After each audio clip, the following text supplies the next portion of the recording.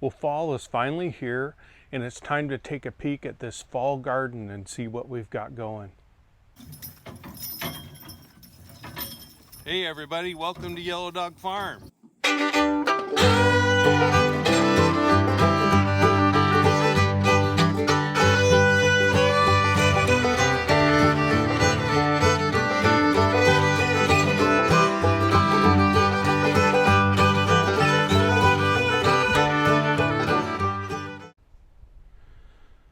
I stepped out here outside the tunnel so you can get a little bit of context when we go back in. I do have the sides up a bit there, and you can see the peppers from the summer have gotten so big that they've grown up and out of the tunnel. I don't know how much longer they'll last with this cooler weather, but we're really blown away that they're doing well. So let's start by going down in between the peppers, and then, well, actually I'll stop right here for a second. We've got 4 bucket lines, 1, 2, 3, and 4. Each of them will hold 36 buckets, so we've got a total of 140 buckets that we can run once we get the system up and operating. It's really been a challenge to get all of it going. We work on it a little bit at a time as we clear other priorities for the farm. So let's go down here and take a look at these peppers. And I don't really know much about growing peppers, but we've been really lucky. They've just been growing like crazy. The majority of them are Grenada peppers. We grow them for a restaurant in Summerville, South Carolina, and they actually make a sauce for their oysters with it, so a hot sauce. So pretty dang cool. They've just been prolific. We actually had so many peppers come through, and some other folks have been helping out the restaurant, so now we've started making pepper flakes with them, and it is just fantastic. We also have a few jalapenos. In fact, here's these jalapenos growing on the branch, and folks love them. A friend of ours sells sourdough bread and makes jalapeno cheddar with them, which has been really great. So we'll just come down through here, and you can see that they're just loaded with peppers. So really fantastic. I've done a really poor job of pruning these. We just kind of planted them and let them go. It was so dang hot that we just really didn't take much care of them. There's some more peppers. You can see this branch is actually starting to fall over. So I don't know how long into October or the rest of the year we'll have them, but there they are. And then in this bucket line, it's cucumbers and squash. It's having a little trouble focusing there. And I'm just blown away. We've had these in here for about a month, and you can see they're already hitting the ceiling. So if anyone has any advice on how to best prune them once they get up that high, please let me know. We didn't have that kind of luck in our spring garden, so we're really amazed. And they're producing a cucumber, you know, just every junction here, and you can see them just going like crazy. And my challenge right now is keeping all this pruned, because it's trying to grow all over the place. So every time I turn around, I'm like, oh, I missed a spot, I missed a spot. But overall, the plants are pretty darn healthy, and they're producing cucumbers for us. Not near as fast as the spring, but nonetheless, they're producing pretty dang good. And then right here, we've got some squash plants, and some went in sooner than others. So you can just see these squash here starting to form. We went vertical with them. We've never tried this before, so we'll see how it goes. There's another squash plant. I'm sorry it's so bright in there, but you can see that they've gone up, hit the ceiling, and then they're starting to grow along the trellis. So man, we got our work cut out for us there. This is our tomato line. Once again, 36 buckets. We have 3 varieties growing right now. Here in the beginning of the line, you can see the supply line for the water going right there. We've got tie-dye tomatoes, and they're just flowering now. So we're hoping that the fruit will begin setting soon. And I'm going to put my hand here so you can see just how thick those stalks are. We're super pleased.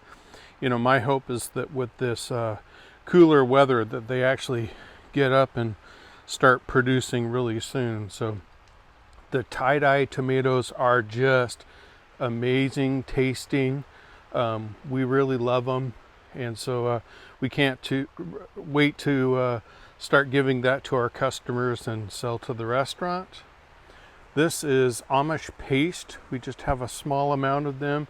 They're amazing sauce tomatoes. The plants are a bit smaller, but they're just fantastic. And then these are Cherokee purple tomatoes, and once again, they're just happy as a clam. I want to say they're growing almost an inch a day. So we'll see if these guys make it to the top of the tunnel before the really cold weather gets here. And of course, we'll go ahead and close this down and protect it for the elements out there. This is the first time we're using this 4th bucket line. Once again, it's just been a real challenge for us to get going, and you can see it's a lot shorter than the other lines just because we simply ran out of time. So all these plants, tall ones that you see here, are jalapeno, and they're just super happy. We have 2 plants per bucket, and I'm going to zoom in there so you can see that they're already getting buds. So I'm really excited to see these guys start producing. And we only went about halfway up this line. These are sweet peppers. They're not growing quite as well. I just think that's how that variety goes. And you can see we could have planted a bunch more there, but just ran out of time.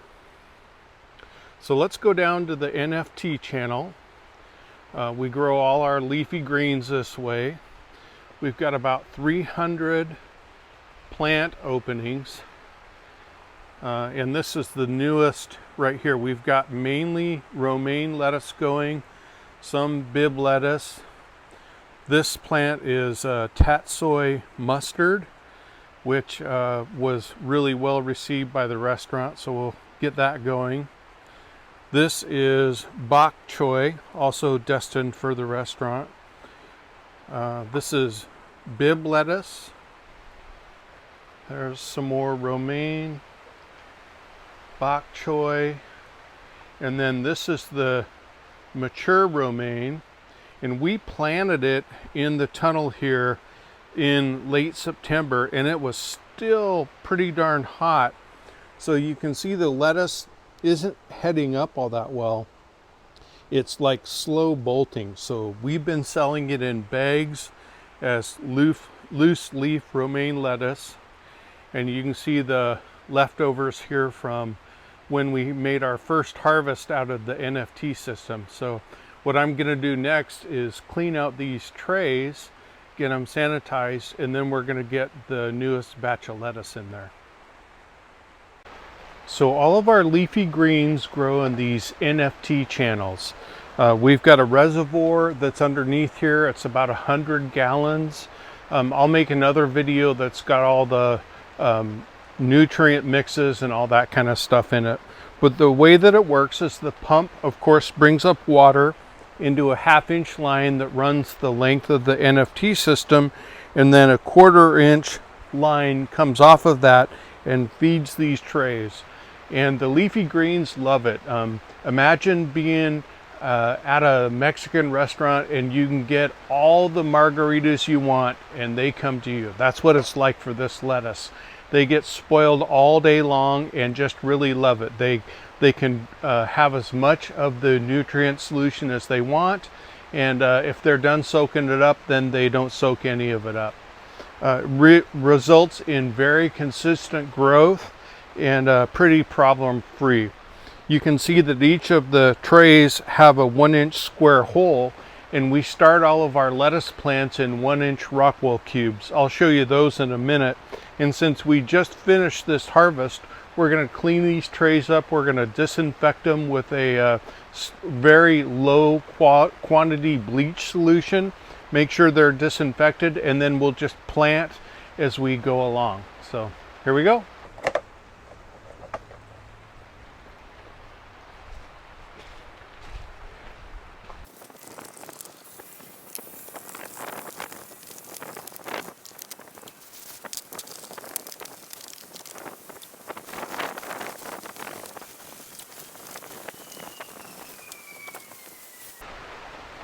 I moved over here to the flood and drain table so it's a little easier for you to see as we load up this disinfected NFT tray and put it back into the system. It's got 9 holes. As I said earlier, they're 1-inch cubes, which is perfect for this rock wool. We'll go ahead and put 9 in and then put it back in the system and just keep moving through until we have all the lettuce. And I have just a few tatsoi that are ready to go in there as well. I sowed this lettuce and let it germinate in the house, and then I let it grow to this size. And what's really important is that we've got roots coming out of the rock wool. So I have a small flood and drain system over in my shop, and that's how I go ahead and get this lettuce started. So there's the 1-inch rock wool cube, and you can see these nice happy roots here. And they're going to go down into the channel and just sit in that nutrient stream and enjoy their endless margaritas. So it just goes in just like that. We'll just go ahead and load them up. It's pretty darn simple. So simple even I can do it. Some of the challenges can be if you got a couple extra seeds, you need to separate those, and you want to make sure that the roots actually get down in the channel so that they can grow properly.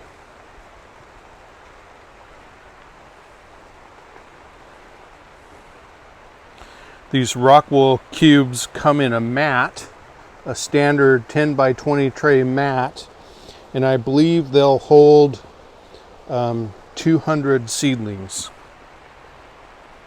and they're a bit expensive, but well worth it, as you can see how easy they are to deal with it. I've seen others use other kinds of medium to get them started, and it all just works fine. This is what I prefer. So now we're going to go put this in the tunnel and go clean the next one.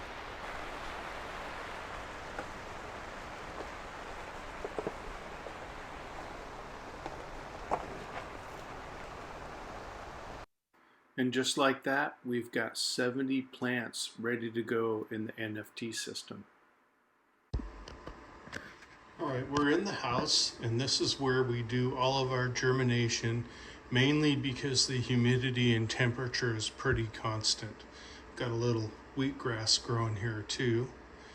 And in this tray, we got out the rock wool slab there, and we've got mainly lettuce, romaine lettuce, butter crunch or bib lettuce, Napa cabbage that we're gonna experiment with in the flood and drain system, some bok choy, and then these violas just aren't up yet. So we're gonna leave those in there, and the violas will be edible flowers for the restaurant Bexley. So let's go take these things out to the flood and drain. All right, here's our flood and drain setup. When the seedlings graduate from grade school there in the house, they come out here, and it's a good middle ground of going to the tunnel. You can see it gets natural light. We've got our shop door open there, but it's protected with plastic, and they get a ton of light, both natural and then with these LED lights as well. So they'll stay in here for a week to 2 weeks. What really drives the decision of when to take them out is when the roots are coming out of the rock wool, and that usually takes about 1 week. These are flood and drain system. You can see there, it's a double decker. So when we grow for the spring, when everyone wants to buy plants, we can get a lot going in here. This system runs 3 times a day, so it floods and drains. You can see the reservoirs right there. It's a 100-gallon stock tank. The pump runs for about 5 minutes until it gets all the water, and then it drains. So there's a look at all of our leafy green setup. Thank you so much for checking out our high tunnel, and you'll see it more in the coming days as all of these crops continue to grow. See ya.